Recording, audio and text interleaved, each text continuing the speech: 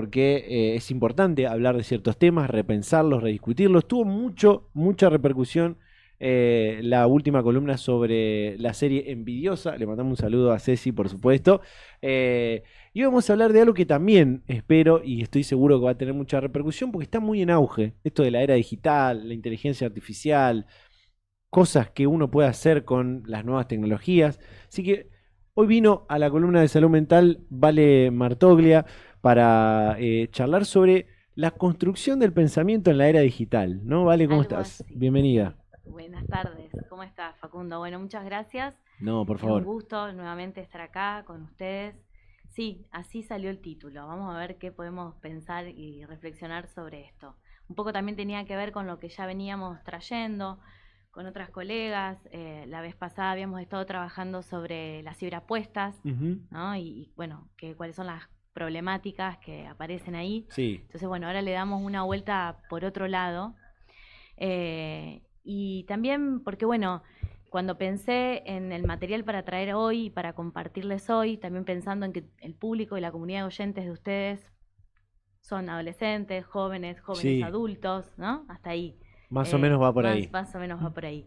Entonces, tenía ganas desde algún sesgo, tal vez para no repetirnos, tratar de pensar algún sesgo que no sea el que ya se viene trabajando, el que ya se viene pensando, acerca de una defensa y una valoración por la educación pública y la Ujú. universidad Bien, pública, ¿sí? bien. Y vamos a ver si puedo llegar a transmitirle alguna articulación que se me armó a Ujú. partir de pensar una defensa, hacer una defensa, una proclama, honrar a nuestras universidades públicas y a nuestra Sí. educación pública a través de este título que te compartí, ¿no? La construcción del pensamiento en la era digital.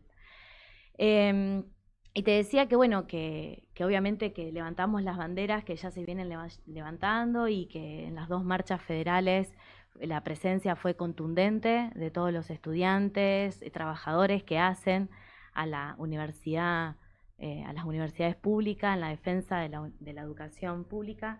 Pero bueno, eh, también que valoro y honro que los hijos de obreros hayan podido llegar a las universidades y posiblemente sean en muchas familias. Yo me pasó algo así, mi experiencia tiene que ver con algo de eso, ser la primera generación que ha podido de la familia acceder junto con mi hermana a una universidad y mi hermano a una universidad pública. Ahí va.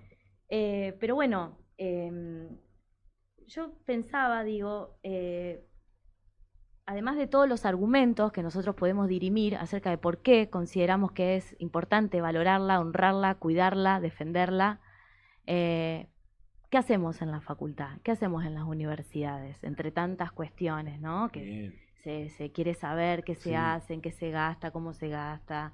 Bueno, yo quería ir por otro sesgo, quería poder también tomando en cuenta cuestiones muy testimoniales de lo que a mí me pasó y de lo que a tantos otros compañeros le pasó. Ujú, Yo ujú. pensaba en esto, ¿no? En la universidad es en uno de los lugares donde yo más palpé y pude experimentar esta cuestión de la construcción del pensamiento. Bien. Es decir, las universidades como un lugar en el que nosotros aprendemos junto a otros a construir pensamiento. Y si es crítico, mucho mejor.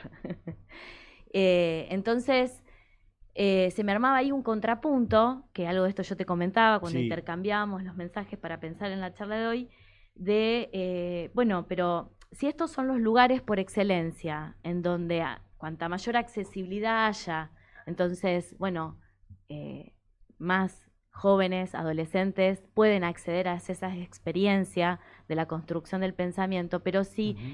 lo que nosotros vemos ahora es un fuerte desprestigio, Sí. virulento, eh, y trataba de pensar, digo, bueno, por un lado, este desprestigio descomunal hacia las universidades públicas, hacia la educación pública, pero ¿qué aparece como mayor fuerza? ¿No? ¿Qué tenemos como que esto se desprestigia, esto se intenta querer quitar, pero ¿qué aparece frente a eso? Incluso es una pregunta que yo a veces le hago a algunos pacientes, por ahí más pequeñitos, que ya son niños, que están ingresando a la pubertad, cuando aparece alguna queja o algún malestar en relación al estudiar, en relación a ir a la escuela, a que tengo que estudiar y tengo que aprender tal cosa. Entonces, bueno, ellos obviamente hacen todo su descargo, hablan. Yo me intereso mucho por cómo van ellos en sus trayectorias escolares. Entonces a veces aparece esto, bueno, pero no me gusta ir a la escuela. ¿Y dónde estarías si no estás en la escuela? Qué ¿Y qué buena pregunta harías? esa. ¿Y vos qué harías todas las mañanas o todas las tardes si no vas a la escuela? Obviamente, los pibes te dicen, bueno, anda jugando a la Play, ¿dónde voy a estar? Claro, claro. Pero digo, bueno, ¿no? Aparecen estos contrapuntos que se me van ocurriendo, ¿no? Y no solamente porque se me ocurran a mí, sino también leyendo, investigando, consultando a otros autores que vienen también trabajando sobre esta cuestión. Es decir, un desprestigio de esos lugares que son por excelencia lugares en donde podemos construir pensamiento y un avance en la era digital de la inteligencia artificial, ¿no? Entonces, me parece que, bueno, acá es donde al menos a mí me interesa parar la pelota, para tomar una metáfora futbolística, ya que arrancamos parar la pelota y, bueno, y poder empezar a situar qué es lo que está pasando y también, bueno, poder conocer qué es lo que se propone desde la era digital con las inteligencias artificiales. Hay muchas investigaciones, a mí la que más me interesa, que lo leo, lo sigo, es un biólogo, científico, Benazayac, psicoanalista, militante también, y él investiga muchísimo sobre todas las cuestiones, más desde el paradigma de la biología, para pensar qué está sucediendo con ciertas modificaciones cognitivas que se están produciendo a raíz del uso excesivo de lo digital, del aparato, de la máquina, donde lo que él explica, hay entrevistas, hay un libro que se llama La inteligencia artificial no piensa, el cerebro tampoco, donde él plantea que lo que se produce cuando cada vez más usamos la inteligencia artificial es una delegación de funciones cognitivas y cerebrales. Bien. O sea, nuestro cerebro, nuestras funciones cognitivas, superiores, inferiores, como está constituido todas nuestras áreas de las funciones cognitivas, se delegan funciones que podríamos hacer nosotros y se le delega a la máquina. Él profundiza sobre esta cuestión, pero él introduce el factor del tiempo, de cómo el avance no da tregua en relación a esta delegación de las funciones cognitivas hacia al aparato, hacia la máquina, y cómo esto lo que permite, lo que está produciendo es una modificación en nuestro cerebro, en nuestras funciones cognitivas, y produce un debilitamiento que quita de alguna manera el potencial que nosotros tenemos en relación a, bueno, ciertas funciones y ciertas habilidades, ¿no? Esto como primera cuestión que me parecía, él daba un ejemplo, por ejemplo, de qué pasa cuando alguien aprende a hacer un ejercicio matemático, una raíz cuadrada. De hecho, ellos hacen estudios, por ejemplo, donde pueden, por todos los avances también tecnológicos que hay, pueden ver cómo funciona la actividad cerebral a través de imágenes de un niño, de un joven que está frente a un aprendizaje, un ejercicio que tiene que aprender, cómo su cerebro va haciendo cierta actividad y ciertas nuevas conexiones, de aquellos niños que están bajo solamente tener que apretar un botón o hacer alguna acción muy simple. Claro. ¿No? Entonces, incluso él decía un poco esto, ¿no? Que incluso a mí muchos pacientes me lo hacen a la pregunta, más pequeñitos, no tan adolescentes. ¿Y para qué me va a servir estudiar filosofía? Oye, pero ¿para qué tengo que estudiar filosofía? ¿Yo para qué tengo que estudiar todas esas cosas, no? Entonces él decía... ¿Cuántos años tiene el animal que pregunta eso? Porque es fantástico lo que pregunta. Claro, 13 años. 13, es fantástico lo que pregunta. Entonces aparece esta cuestión de la utilidad, de que no me va a servir. Y a mí él me ayudó porque yo me quedé mucho tiempo pensando en esto, en qué contestar.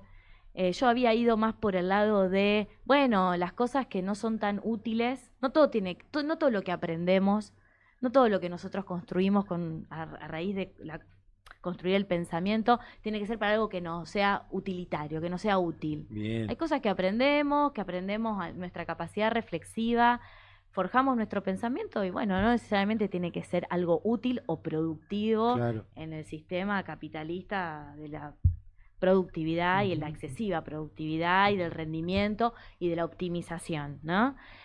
Y él da otra argumentación que me parece, obviamente, él está investigando, tiene para fundamentar todas estas cuestiones más desde sus investigaciones científicas, de que me pareció interesantísimo lo que él plantea. Él dice, seguramente un niño cuando haga algún ejercicio matemático complejo, después se lo olvida, o cuando aprenda algo de filosofía y le hayan ayudado a reflexionar sobre de algún pensador, la obra de algún pensador, después a lo mejor algo se olvide.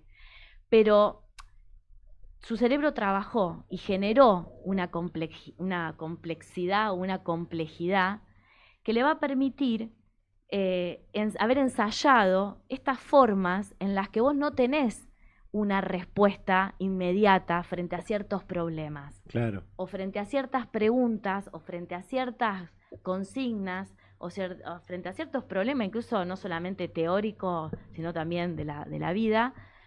Tolerar, dice él, te posibilita estar en ese ejercicio del aprendizaje, del comprender, de la construcción del pensamiento, de lo reflexivo, te posibilita que vos toleres la frustración de no tener las respuestas ahí, al alcance, Claro. y que tengas que investigar, y que tengas que ir a leer, y que tengas que ir a buscar material, y que tengas que hacer algún tipo de comprensión y alguna reflexión para poder después recién dar una respuesta. O seguir haciendo más preguntas, digamos, Sí, que eso sería sí. lo más interesante, ¿no? Sí. Pues se escucha mucho esto de muchas veces la no tolerancia a la frustración, los chicos que, bueno, son nativos digitales. Yo me enteré que soy inmigrante digital, porque yo nací, claro, muchos de nosotros somos inmigrantes digitales, o sea, y bueno, esto que a veces los padres te dicen, o los mismos adolescentes, todo lo inmediato, todo ya, y cómo hacemos para que él tolere, o esto que les resulta un poco aburrido a veces, ¿no? Claro. De lo que lleva más tiempo, ¿no? De lo que lleva más tiempo, de que ahí hay que hacer un trabajo de elaboración, ¿no? Entonces, me parecía interesante, digamos, ir por este sesgo, a pensar un poco cómo funciona esto de la inteligencia artificial. No soy una experta, estoy investigando, estoy leyendo, me interesa, quiero saber cómo funciona, porque bueno, recibo pacientes que cada vez más están en eso. Entonces, bueno, conocer cómo funcionan las plataformas, conocer cómo funciona una máquina digital, qué efectos produce, ¿no?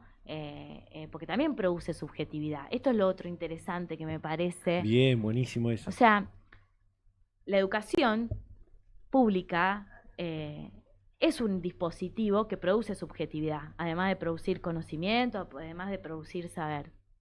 Produce conocimiento, produce saber y también requiere que vos desarrolles para poder construir ese pensamiento ciertas habilidades, donde, bueno, tu atención tiene que ser un poco más sostenida, donde tenés que ejercitarte en esta capacidad reflexiva.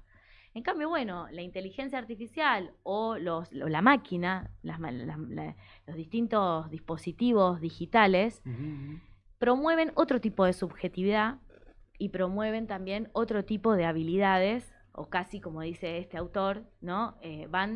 Se van delegando funciones, se van delegando habilidades y vamos perdiendo habilidades. Y, por ejemplo, la atención que promueve un celular es dispersa y difusa. Sí.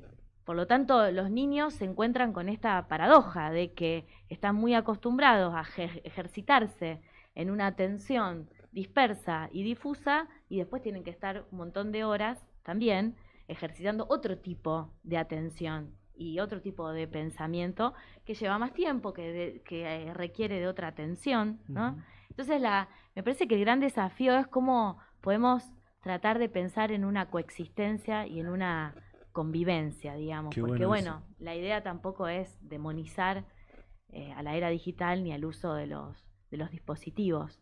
Pero él decía, que a mí me encantó, y por eso lo quise traer, él tomaba una frase de Rousseau, que decía que Rousseau traía algo así como que en el progreso siempre vemos lo que ganamos, pero ignoramos lo que perdemos.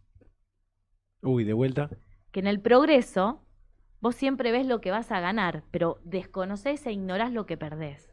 Qué bueno eso. ¿No? Entonces él decía, bueno, estamos todos maravillados con esta delegación de las funciones. Todos quedamos medio flasheados de wow, mirá lo que hace la inteligencia artificial. Claro. Yo le digo que tal cosa y mirá lo que hace, Sí. ¿no? O sea, todos nos quedamos maravillados y todos medio que nos manijeamos un poco con esta delegación de las funciones.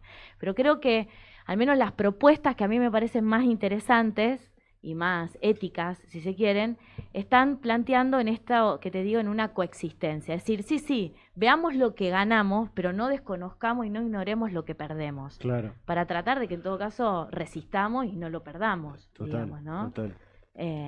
Porque incluso en las investigaciones científicas, donde son más pro inteligencia artificial, plantean como que, bueno, entre lo humano y la máquina hay como una especie, entre lo biológico y la máquina, habría como una especie de continuidad y que solamente lo que los diferencia es una diferencia cuantitativa.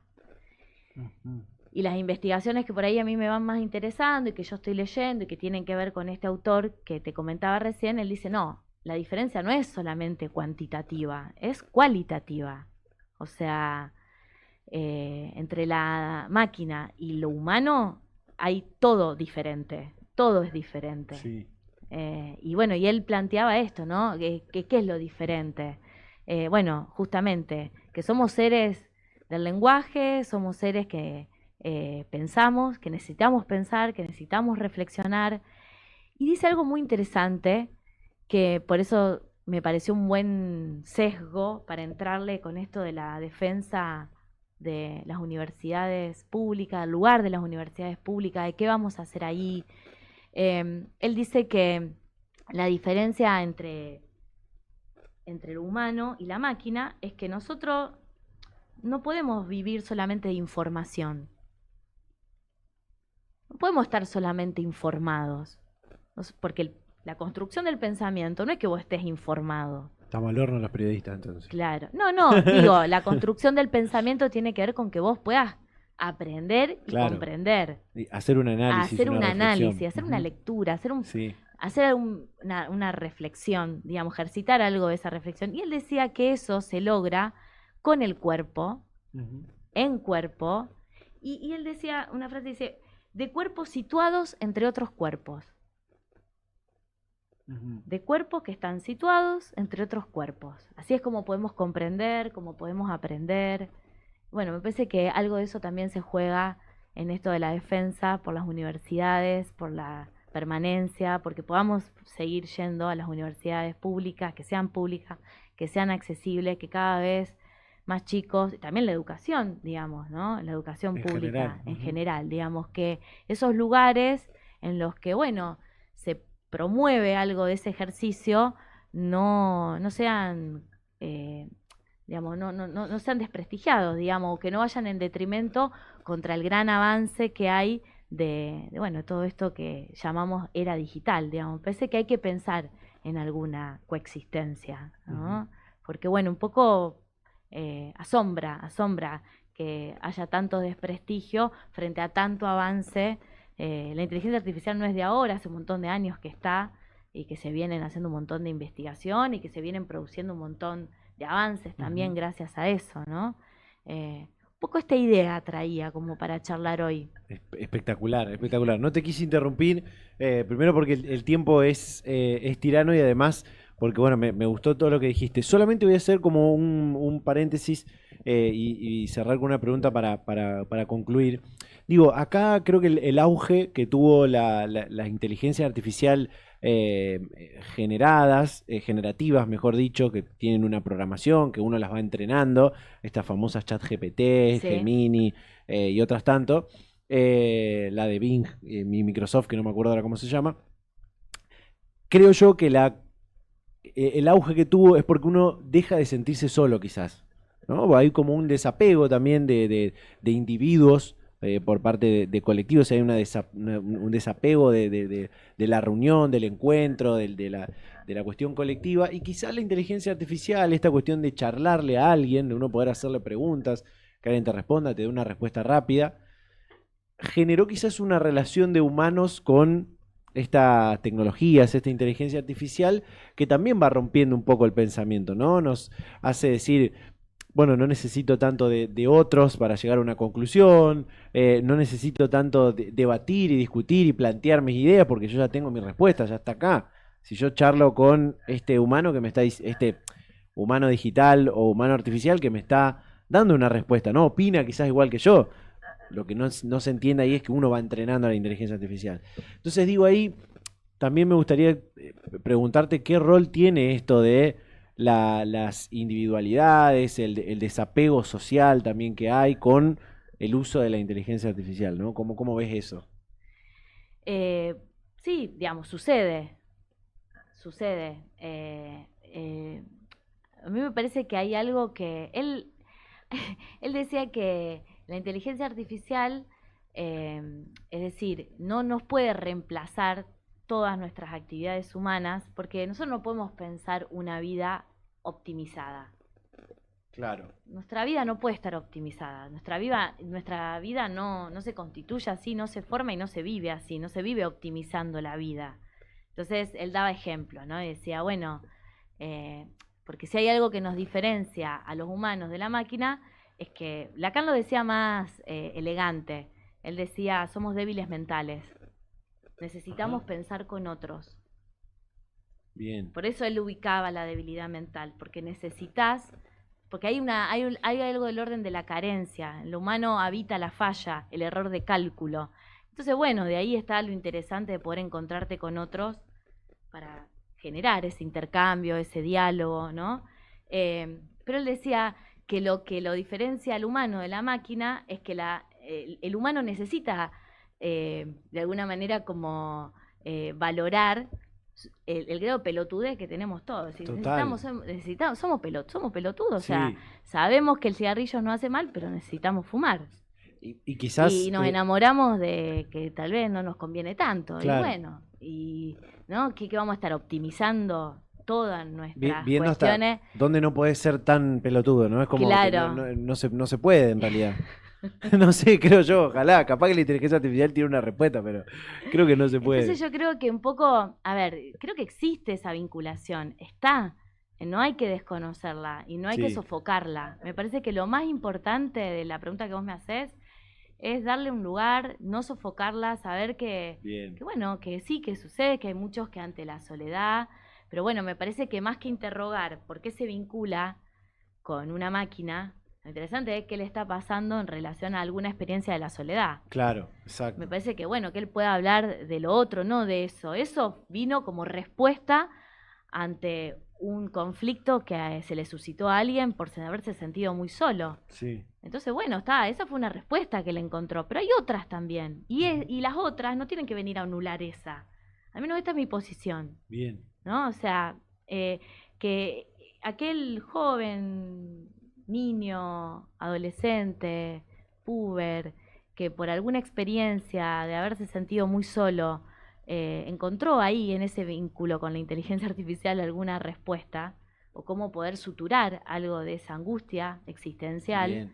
no anularla y no desconocerla, saber que está, pero al menos mi compromiso, y creo que el de muchos colegas, trabajadores de la salud mental, es poder acercarlos a que hay otras experiencias que están más cercanas a esto que te decía, ¿no? De estos Sí. cuerpos que están con otros cuerpos, ¿no?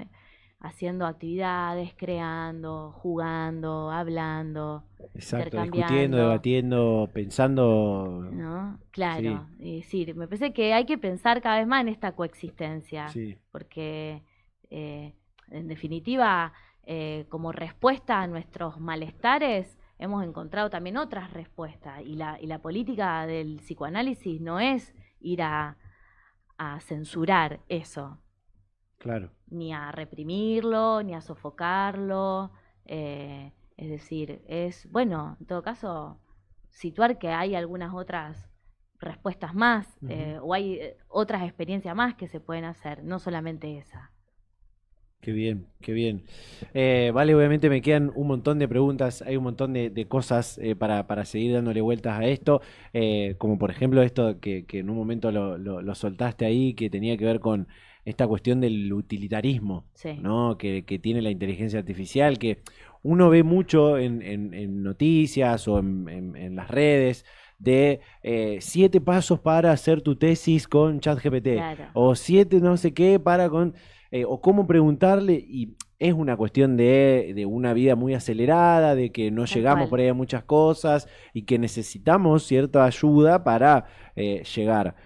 En ese proceso, obviamente, que uno pierde cosas. Ahora, me gustó esto que dijiste y me parece que está bueno resumirlo en eso. No hay que eh, dejar de lado que hay cosas que podemos perder, ¿no? Como esta capacidad de retener, de memorizar, de pensar críticamente, de hacer una reflexión. Digo, porque uno puede hacer tranquilamente un resumen, un trabajo práctico, y de hecho lo digo por experiencia propia, puedes hacer tranquilamente un trabajo práctico de 10 artículos científicos, los metés en ChatGPT y te hace un resumen de los 10 y hiciste trabajo práctico. Ahora, ¿cuánto aprendiste en el proceso, Exactamente. no? Sí, aprendiste a hacer una buena pregunta a ChatGPT. Eh, Es interesante porque por eso yo quise traer este sesgo para hacer una valoración y honrar a nuestras universidades públicas, porque en definitiva es como que no quería poner el énfasis en la profesionalización, en que también la valoro y la resignifico y claro que sí, digamos, ¿no? En que, bueno, uno haya accedido a una profesión, a la cuestión del ascenso social, que tanto se habla.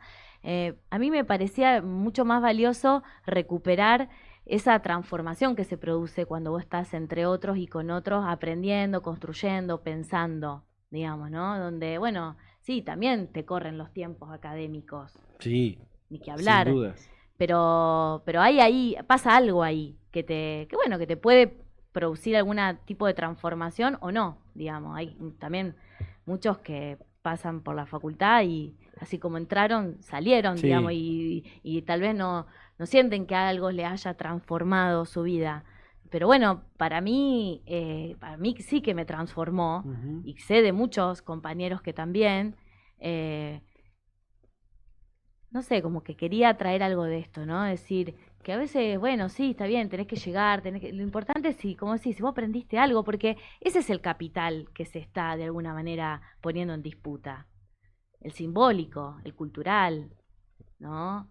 Eh, Me parece que ahí, por ahí Total. pasa la cuestión, ¿no? Entonces, bueno, eh, eh, no sé, algo de eso. Espectacular, espectacular. Obviamente, ya te digo, nos quedaron un montón de cosas para charlar. Vamos a hacer seguramente una parte 2 de esto de pensamiento, construcción del pensamiento digital, de pensamiento en la era digital o inteligencia artificial versus pensamiento humano. Bueno, cosas que podemos seguir charlando sobre este tema. Vale, muchas gracias por venir. Un Gracias, gran saludo a todos los Facundo. psicólogos que festejan su día este sábado Así es. en la Facultad de Psicología. 40 años Eh, de que se fundó el colegio, digamos, Ahí de va. psicólogos y los colegios de psicólogos de del todo el país. Así que bueno, le mandamos un saludo como siempre, Sí. que nos debe la visita. Le voy a decir que la próxima tiene que venir ella. A Nati Palma le mandamos un saludo, que tiene que venir. No sé, no importa después lo que hablemos, pero que venga, igual. Bueno, Gracias. no, gracias a ustedes.